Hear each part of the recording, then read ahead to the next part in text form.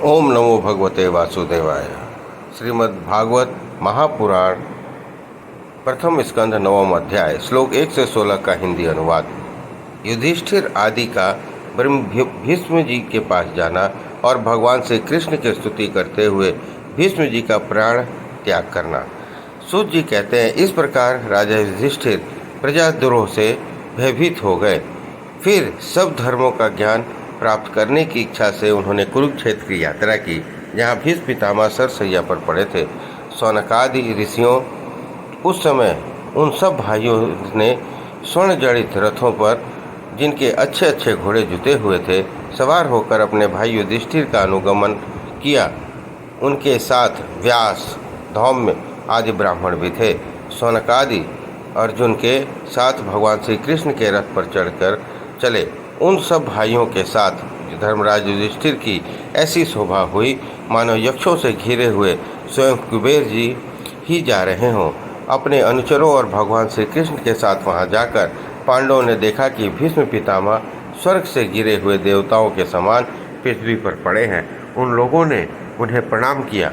सौनक जी उसी प्रकार भरतवंशियों के गौरव रूप भीष्म पितामह को देखने के लिए सभी ब्रह्मर्षि, देवर्षि और राजश्री वहाँ आए। पर्वत, नारद, धौम्य, भगवान व्यास, वीर्यधस्य, भारद्वाज, शिष्यों के साथ परशुराम जी, वशिष्ठ, इंद्रप्रमद, त्रित, गित्सत, असित, कछिवान, गौतम, अत्रि, विश्वामित्र, सुदर्शन तथा और भी सुखदेव आदि शुद्ध हृदय महात्मागण एवं शिष्यों के सहित कश्यप, अंगिरा पुत्र बृहस्पति आदि मुनिगण भी वहाँ पधारे। भीष्म पितामह धर्म को और देश काल को के विभाग को कहाँ किस समय क्या करना चाहिए, इस बात को अच्छी तरह जानते थे। उन्होंने उन बड़भागी ऋषियों को सम्मिलित हुआ देखकर उनका यथा योग्य सत्कार किया। वे भगवान श्री कृष्ण का प्रभाव भी जानते थे, अतः उन्होंने अपनी लीला से मनुष्य का वेश धारण करके वहाँ बैठे हुए तथा जगदीश्वर के रूप में हृदय में विराजमान भगवान श्री कृष्ण के बाहर और भीतर दोनों जगह पूजा की। पांडव बड़े विनय और प्रेम के साथ पितामह के पास बैठ गए। उन्हें देखकर भीष्म पितामह की आंखें प्रेम के आंसुओं से भर गई। उन्होंने कहा, धर्मपुत्रों, हाय हाय, यह बड़े कष्ट और अन्याय की बात है कि तुम लोगों को ब्राह्मण धर्म और भगवान के आश्रित रहने पर भी इतने कष्ट के साथ जीना पड़ा, जिससे तुम कदापि योग्य नहीं थे।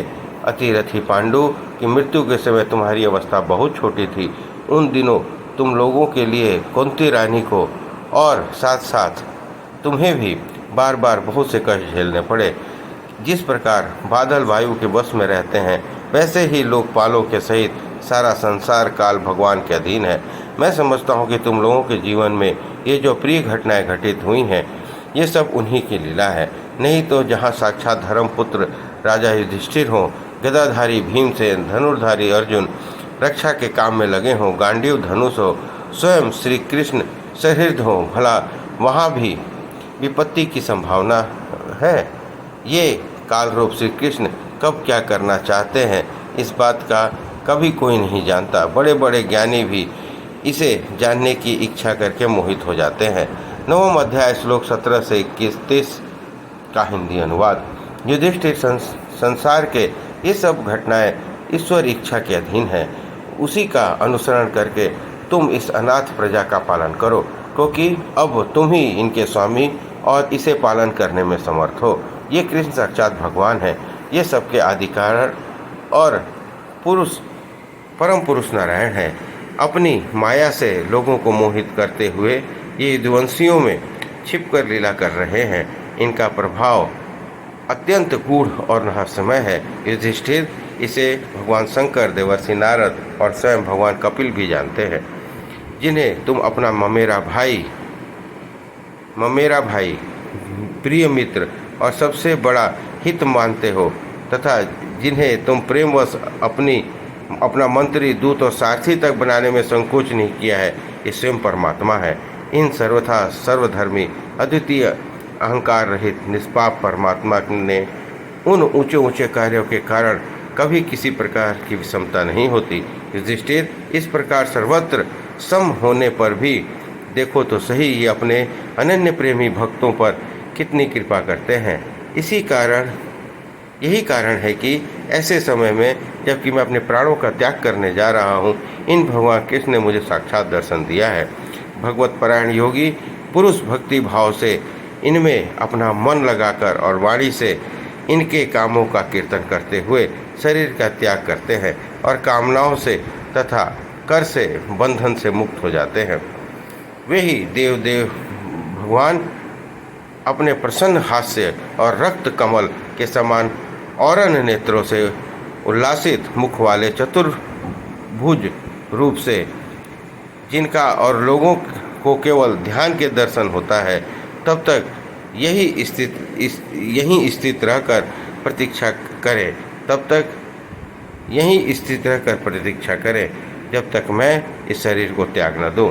सूत जी कहते हैं, युधिष्ठिर ने उनकी यह बात सुनकर सरसैया पसे हुए भीष्म पितामह से बहुत से ऋषियों के सामने ही नाना प्रकार के धर्मों से संबंधित अनेकों प्रश्न पूछे। तब तत्ववेदा भीष्म पितामह ने वर्ण और आश्रमों के अनुसार पुरुष के स्वाभाविक धर्म और वैराग्य तथा राग के कारण विभिन्न रूप से बतलाए हुए निवृत्ति और प्रवृत्ति रूप सिद्ध धर्म, दान धर्म, राजधर्म, मोक्ष धर्म, स्त्री धर्म और भग धर्म, इन सब का अलग अलग संक्षेप और विस्तार से वर्णन किया। शौनक जी, इसके बाद ही धर्म, अर्थ, कर्म, मोक्ष, इन चारों पुरुषार्थों का तथा इनकी प्राप्ति के साधनों का अनेकों उपाख्यान और इतिहास सुनाते हुए विभागशः वर्णन किया।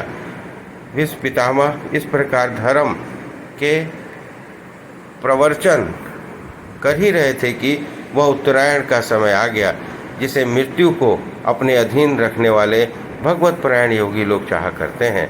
उस समय हजारों रथियों के नेता भीष्म पितामह ने वाणी को संयम करके मन को सब ओर से हटाकर अपने सामने स्थित आदि पुरुष भगवान श्री कृष्ण में लगा दिया। भगवान श्री कृष्ण ने सुंदर चतुर्भुज विग्रह पर उस समय पीताम्बर लहरा रहा था। भीष्म जी की आंखें उसी पर एकटक लग गई। उनके शस्त्रों की चोट से जो पीड़ा हो रही थी, वह तो भगवान के दर्शन मात्र से तुरंत ही दूर हो गई तथा भगवान के विशुद्ध धारणा से उनके जो कुछ शुभ शेष थे, वे जो अशुभ शेष थे, वे भी नष्ट हो गए। अब शरीर छोड़ने के समय उन्हें अपनी समस्त इंद्रियों के वृत्ति विलास को रोक दिया और बड़े प्रेम से भगवान की स्तुति की। 9वां अध्याय श्लोक 32 से 29 का हिंदी अनुवाद।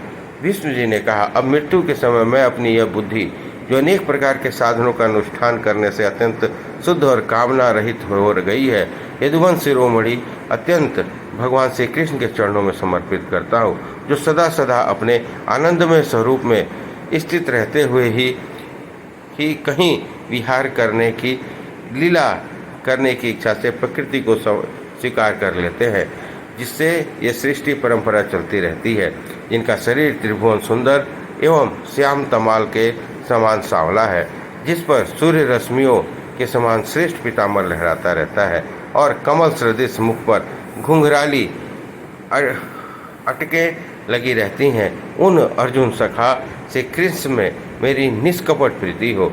मुझे युद्ध के समय की उनकी यह विलक्षण छवि याद आती है। उनके मुख पर लहराते हुए घुंघराले बाल घोड़ों की टाप से धूल से मटमैले हो गए थे और पसीने की छोटी छोटी बूंदें शोभायमान हो रही थी।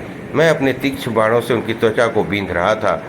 उन सुंदर कवच मंडित भगवान श्री कृष्ण के प्रति मेरा शरीर, अंतःकरण और आत्मा समर्पित हो जाए। अपने मित्र अर्जुन की बात सुनकर जो तुरंत पांडव सेना और कौरव सेना के बीच में अपना रथ ले आए और वहां स्थित हो उन्होंने अपनी दृष्टि से इस शत्रु पक्ष के सैनिकों की आयु छीन ली। उन पार्थ सखा भगवान श्री कृष्ण में मेरी परम प्रीति हो। अर्जुन ने जब दूर से कौरव की सेना के मुखिया हम लोगों को आते देखा, तब पाप समझ के वो अपने स्वजनों के वध से विमुख हो गया। उस समय जिन्होंने गीता के रूप में आत्मविद्या का उपदेश करके उसे सामयिक अज्ञान का नाश कर दिया, उन परम पुरुष भगवान श्री कृष्ण के चरणों में प्रीति बनी रहे। मैंने प्रतिज्ञा कर ली थी कि मैं श्री कृष्ण को अस्त्र ग्रहण कराकर छोड़ूंगा। उसे सत्य और ऊंची करने के लिए उन्होंने अपनी शस्त्र ग्रहण न करने की प्रतिज्ञा तोड़ दी। उस समय वे रथ से नीचे कूद पड़े और सिंह जैसे हाथी को मारने के लिए उस पर टूट पड़ता है, वैसे ही रथ का पहिया लेकर मुझ पर झपट पड़े। उस समय वे इतने वेग में दौड़े कि उनके कंधे का दुपट्टा गिर गया और पृथ्वी कांपने लगी। मुझ हतताई ने तीक्ष्ण बाण मारकर उनके शरीर का कवच तोड़ डाला, जिससे उनका शरीर लहूलुहान हो रहा था। अर्जुन के रोकने पर भी वे बलपूर्वक मुझे मारने के लिए मेरी ओर दौड़े आ रहे थे। वे ही भगवान श्री कृष्ण जो ऐसा करते हुए भी मेरे प्रति अनुग्रह और भक्तवत्सलता से परिपूर्ण थे, मेरी एकमात्र गति हो, आश्रय हो। अर्जुन के रथ की रक्षा में सावधान जिन श्री कृष्ण के बाएं हाथ के घोड़ों की रस्सी थी और दाहिने हाथ में चाबुक, इन दोनों की शोभा से उस समय जिनकी अपूर्व छवि बन गई थी, तथा महाभारत युद्ध में मरने वाले वीर जिनकी इस छवि के दर्शन करते रहने के कारण सारूप्य मोक्ष को प्राप्त हो गए, उन्हीं पार्थ सारथी भगवान श्री कृष्ण को मुझ मरणासन की परम प्रीति हो। 9वां अध्याय श्लोक 40 से 49 का हिंदी अनुवाद। जिनकी लटकीली सुंदर चाल, हाव भाव युक्त चेष्टाएं, मधुर मुस्कान और प्रेम भरी चितवन से अत्यंत सम्मानित गोपियां रासलीला में उनके अंतर्ध्यान हो जाने पर प्रेमोन्माद से मतवाली होकर जिनकी लीलाओं का अनुकरण करके तन्मय हो गई थी, उन्हीं भगवान श्री कृष्ण में मेरा प्रेम हो। जिसमें युधिष्ठिर का राजसी युद्ध हो रहा था, मुनि और बड़े बड़े राजाओं से भरी हुई सभा में सबसे पहले सबकी ओर से इन्हीं सबके दर्शनीय भगवान श्री कृष्ण की मेरी आँखों के सामने पूजा हुई थी। वे ही सबके आत्मा प्रभु आज इस मृत्यु के समय मेरे सामने खड़े हैं। जैसे एक एक सूर्य अनेक आँखों से अनेक रूपों में दिखता है, वैसे ही अजन्मा भगवान श्री कृष्ण अपने ही द्वारा रहित अनेक शरीरधारियों के हृदय में अनेक रूप में जान पड़ते हैं। वास्तव में तो वे एक और सबके हृदय में विराजमान ही हैं। इन भगवान श्री कृष्ण को मैं भेद भ्रम से रहित होकर प्राप्त हो गया हूँ। सूत जी कहते हैं, इस प्रकार भीष्म पितामह ने मन, वाणी और दृष्टि की वृत्तियों से आत्मस्वरूप भगवान श्री कृष्ण में अपने आप को लीन कर दिया। उनके प्राण वहीं पर विलीन हो गए और वे शांत हो गए। उनके अनंत ब्रह्म में लीन जानकर सब लोग वैसे ही चुप हो गए, जैसे दिन बीत जाने पर पक्षियों का कलरव शांत हो जाता है।